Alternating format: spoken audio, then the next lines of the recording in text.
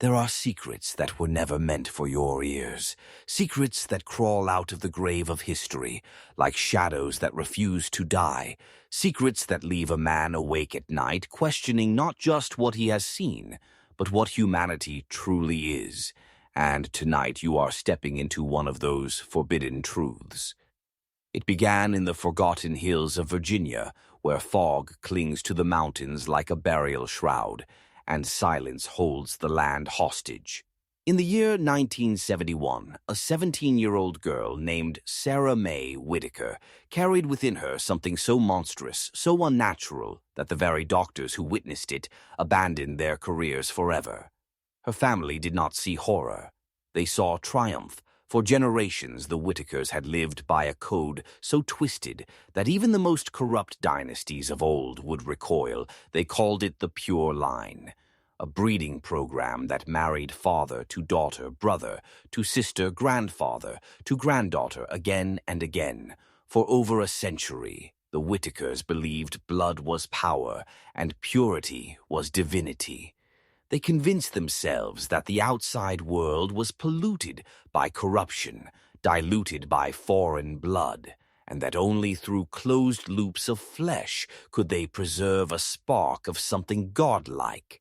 So they cut themselves off from neighbors. They built homes deep in the hollers where no one could hear their cries, and they turned family into a laboratory of the unholy. By the time Sarah May was born, her lineage was already a maze of incest that defied reason. Her grandmother was her aunt. Her cousins were her brothers. Her father was a hybrid of uncle, grandfather, and sibling. No family tree could be drawn, only a circle, tightening with each generation until it strangled everything that was once human. But in Sarah May, something new was stirring. She had already given birth twice before, once at 14, once at 16. Both children were born twisted, deformed, and dead within an hour. Cease, the family called those deaths offerings, sacrifices to the bloodline, necessary steps toward perfection. But this time it was different. Her belly swelled in unnatural ways, her veins pulsed beneath translucent skin. Her eyes turned from brown to pale yellow, glowing faintly at night. She whispered of movements inside her womb, not like a child, but like waves of electricity rippling through her flesh. The elders gathered in silence, chanting prayers of madness, convinced that Sarah May was carrying the culmination, the messiah of their dark experiment. They believed that the century of sacrifice had finally borne fruit, that within her body grew not a child, but an answer to their obsession, a living embodiment of the perfect circle. And on the morning of October 13th, 1971, she went into labor, and what came into the world would not only horrify the doctors who saw it, but would summon the hand of the government itself, sealing the case in silence for 50 long years. When Sarah May was carried through the hospital doors, her body was already broken, her ribs cracked from violent contractions, her skin stretched to the point of tearing. Her unconscious frame shook with waves of agony, while her family followed close behind, their eyes filled not with fear, but with pride. They whispered to each other in their secret tongue, telling the doctors they were about to witness the birth of destiny, not tragedy. Dr. Margaret Powell had seen thousands of births. She had witnessed deformities, stillbirths, and tragedies that scarred even hardened nurses. But nothing could prepare her for what was about to crawl into the light. The fetal monitors failed to read any rhythm instead of a heartbeat. The machine produced jagged signals that resembled brain waves, as if the child's mind pulsed louder than its heart. Nurse Patricia Williams swore she heard whispers coming from inside the womb. Not sounds of fluid, not echoes of organs, but whispers like voices pressing through skin. The labor lasted 14 hours. 14 hours where the doctors debated whether they were delivering life or summoning something they had no right to see. When at last the infant emerged, silence crushed the room. No one breathed. No one spoke. They stared because what they saw mocked the design of man. The child breathed, yes, but its skull was swollen twice the size of normal. The skin so thin that veins crawled like black rivers across its surface, its brain visible beating in separate nodes, as if multiple minds lived inside one head. The arms jutted at unnatural angles, ending in hands with too many fingers, spiraled in circles. The legs wrapped around each other in twisted braids, and where feet should have been, there were tiny faces, each with eyes that blinked, each with mouths that opened and closed soundless. Most haunting was its face, or rather its faces, three overlapping twisted features merging into one constant scream of silence, a visage so grotesque that even seasoned surgeons turned away. 3 doctors walked out. One never returned to medicine again. Dr. Powell stood frozen, trapped between duty and terror. The Whitaker family, however, fell to their knees in worship. They called it the perfect one, the culmination of 100 years of blood sacrifice.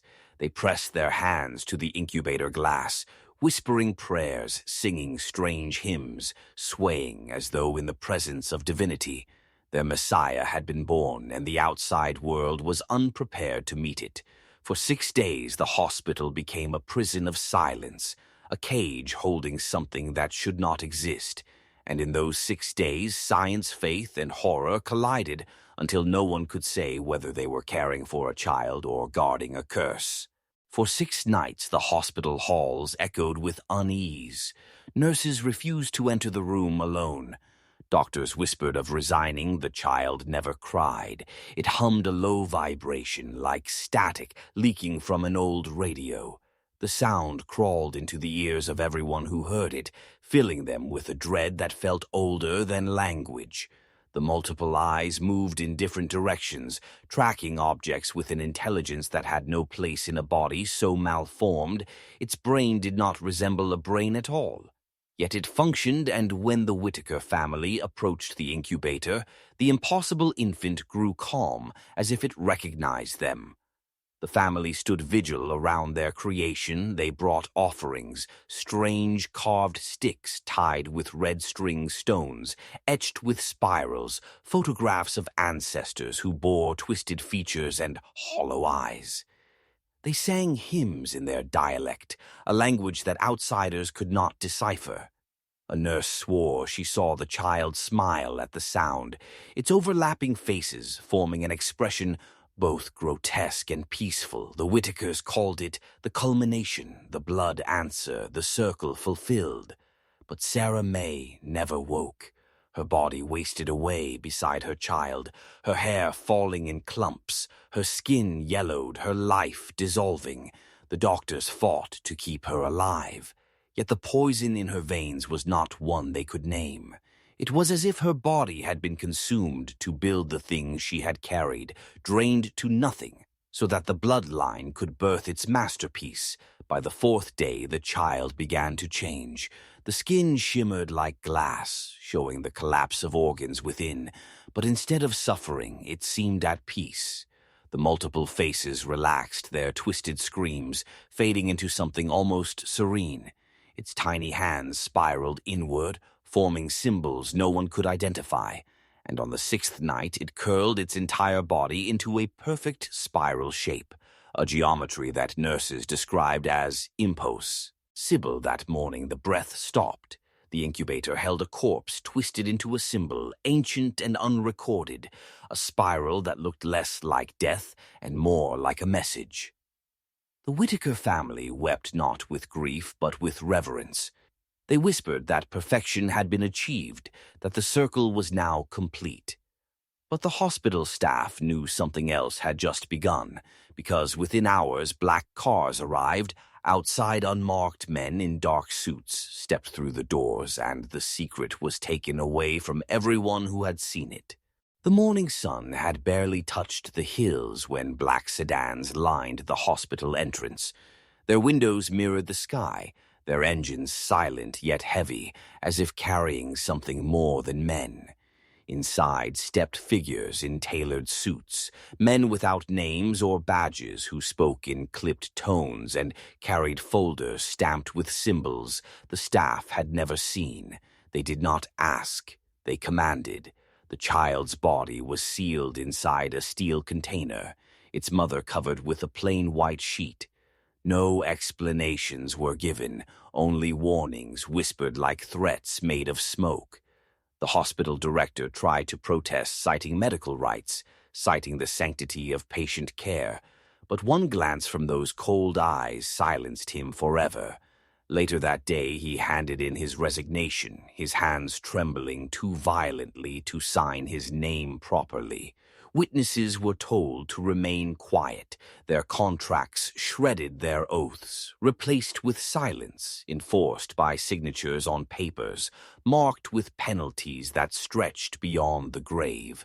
Whispers spread quickly that the infant had not been buried, that it had been transported to a hidden facility deep within the Appalachian range. Rumors told of bunkers where scientists worked in secret, combining research with rituals, ancient symbols carved into the floors, machines humming with frequencies that bent thought itself. Some said the child had not truly died, that its strange hum still vibrated behind locked doors, powering experiments no one outside the circle could ever know. The Whitaker family was escorted back to their hollow, their home placed under surveillance, their lives reduced to shadows. Yet instead of fear, they carried themselves with pride. They believed their mission was now shared by powers greater than themselves, that the government had recognized the divinity of their bloodline and would continue what they had begun. With every generation of incest, every sacrifice, every broken life they had laid the foundation, and now the foundation had been taken by those who ruled from the dark. Neighbors began to notice strange lights above the hills, nights when the sky pulsed red without thunder, days when the ground shook, though no earthquakes were reported. Hunters spoke of sounds in the forest, hums identical to the child's vibration, and of animals found twisted into spiral patterns, their bodies broken yet arranged with purpose. In those mountains a secret had been planted, one born of blood and obsession, and the world above had no idea that beneath its soil something unnatural was being fed, something that refused to stay dead, something that would soon return in ways no one could prepare for. Beneath the mountains of Virginia, where roads end and maps fade, a facility was carved into the stone, a labyrinth of tunnels guarded by men who never spoke of their duty. What was brought from the hospital did not rest.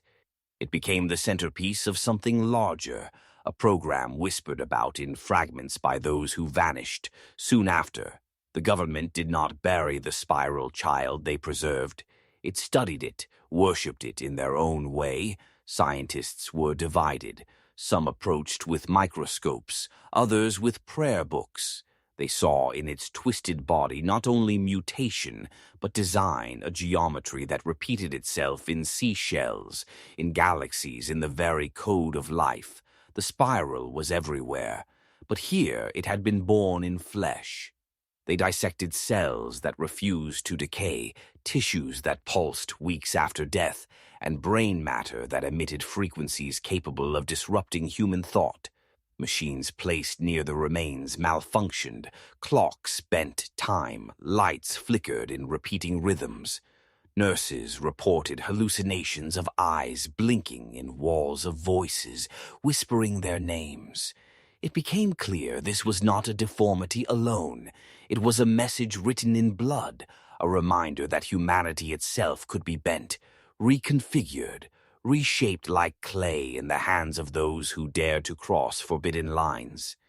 And yet while officials pursued their experiments, the Whitakers continued their rituals in the holler, whispering to the earth, chanting to the night, feeding the cycle with new unions of blood. The family tree curled tighter, its branches wrapping around themselves until cousins birthed siblings and siblings birthed children who were both brother and nephew at once. By the late 1970s, reports surfaced of children born in surrounding counties with strange marks, spirals etched into their skin before they ever touched air. Farmers claim their livestock gave birth to calves with twisted spines coiled like ropes. Hunters swore that deer were found standing in circles, unmoving, their eyes glazed as though entranced by something unseen. Rumors reached local lawmen who dared to investigate only to find their own families threatened, their children watched from the tree line by pale figures with wide eyes. The spiral had left the laboratory. It had seeped back into the soil, carried by whispers, carried by blood, carried by a family that believed they were chosen. Every secret buried in the Appalachian range seemed to breathe with new life, as if the land itself had accepted the offering of Sarah May and her impossible child. What had been born in one girl's womb was no longer contained. It was growing in silence, stretching beyond the mountains, preparing to surface where no one expected. By the early 1980s, whispers had grown into rumors and rumors into legends. Whole towns across the Appalachian region spoke of the Whitakers in hushed tones. Children warned not to wander near their land roads marked with crosses to ward off evil. Travelers passing through claimed to see pale figures watching from hilltops, standing motionless in rows, as if guarding something sacred but unholy. Lights move through the trees at night, red, white, and blue. Not like aircraft, but like lanterns drifting against the wind. Dogs howled until their throats tore open. Cattle twisted into spiral shapes upon the ground, as though some invisible hand had molded them like clay. The government denied everything. Of course, officials called it folklore, old mountain superstition. Yet the same unmarked sedans were seen slipping into towns under moonlight. Men in suits knocked on doors, asking about strange births, confiscating photos, destroying evidence. Families who spoke too loudly vanished, leaving homes abandoned with meals still warm upon tables. Neighbors learned quickly that silence was survival, but silence could not stop the infection. For the spiral was not just flesh. It was thought it was pattern repeating endlessly, carving itself into the human mind, like a seed it entered through. Fear through dreams, through the memory of what people swore they had seen. Hunters carried it home in their eyes. Mothers carried it in lullabies without knowing. Fathers carved it into wood while whittling their sticks, unconsciously repeating the shape. They said, once you saw the spiral, you never stopped drawing it. Your hand would find it even when you tried not to. Meanwhile, the Whitakers thrived in their shadows. Their children, though twisted and broken in a body, often survived longer than doctors predicted. Some could not speak, yet hummed with the same vibration as Sarah May's child. Some could not walk yet, that our eyes followed unseen things in the room, and when they laughed, the sound made adults cry without reason. The family called these children gifts, vessels of the spiral. Each birth, no matter how cursed, was seen as proof that their blood carried a destiny outsiders could never understand. By 1983, an anonymous nurse who had worked the night of Sarah May's labor wrote a confession in her diary. She claimed the child had never truly died, that what was taken in the steel container had grown in secret, and that the spiral had followed her home, haunting her life. She ended the entry with one line written again and again until the ink tore the page. It is not ending, it is beginning. The last whispers of the spiral did not stay locked in the mountains. They bled outward like veins across the nation. Stories surfaced in distant states of children, born with impossible marks of teenagers, vanishing into forests, only to return weeks later, humming that same low vibration of families destroyed by madness. After discovering hidden journals describing the Whitaker bloodline, local papers printed stories only to retract them the next morning, as if silenced by a hand that reached through their printing presses. Yet the pattern continued. The spiral was no longer contained. To one family, it was weaving itself into the fabric of a country. By 1985, investigators who dared to trace the legend disappeared. One man, a state archivist, uncovered censored documents linking the Whitakers to classified government programs. His wife found him hanging in their basement with spiral carvings covering the walls, written in his own blood. No note was left, only the symbol turning inward upon itself again and again, as though he had followed it until it consumed his mind. In the hollow, the Whitakers remained untouched, their cabins decayed, their land overgrown.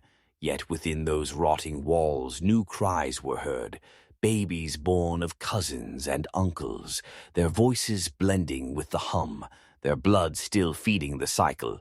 Neighbors swore they saw the family gather around fires, moving in circles, chanting until their bodies collapsed in exhaustion. Around them, animals gathered in silence, deer, raccoons, even birds, as if the forest itself bent to the spiral's will. And then came the night of October 13th, 1986, 15 years to the day of Sarah May's cursed birth. A storm unlike any seen before tore across the mountains, lightning flashing in spirals instead of forks, thunder rolling in rhythmic pulses. Witnesses swore the ground itself split open, revealing tunnels lit from below with red glow. And above the ridgelines figures stood, dozens of them, pale, twisted, humming in unison, their eyes reflecting the storm. Their shapes were human, but not entirely, their limbs bending too far, their faces overlapping like Sarah May's impossible child. What emerged that night was never written in official records. The newspapers spoke only of a freak storm, the hospitals only of sudden blackouts. But in the hollers of Virginia, the people knew. They whispered that the spiral had awakened fully, that what had been born in Sarah May had not died, had not vanished, but had multiplied, waiting in silence until the world was ready to receive it. And even now, those who wander too deep into the Appalachians claim they hear it. Still the hum rising from the soil, the spiral etched into tree bark without hands to carve it. A reminder that blood carries memory, that cycles never break, and that somewhere beneath those mountains the Whitakers continue their work, preparing for the day when the spiral will no longer hide.